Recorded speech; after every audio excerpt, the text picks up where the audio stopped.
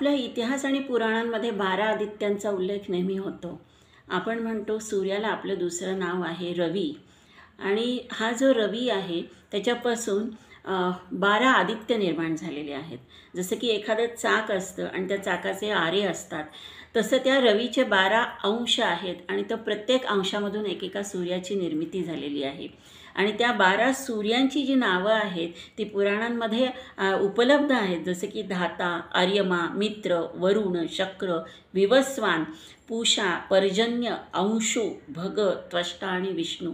हे 12 जे सूर्य आहेत, प्रत्येक महिन्याला एक एक सूर्य काम करतो आणि तो आपल्याला प्रकाश देतो. तुम्हाला हे माहीत होतं का की 12 सूर्य आणि ते सूर्य पण कसे त्यांचे त्या प्रत्येक ह्या सूर्याच्या मागे एक ऋषी आहेत.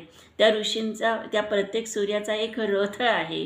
त्याला ते ऋषी रोज प्रार्थना करून त्या रथामध्ये बसवतात आणि त्याला घेऊन येतात आणि जेव्हा तो आकाशामध्ये घेऊन येतो विराजमान होतो तेव्हा तो आपल्याला प्रकाश देतो, अशी ती कल्पना आहे.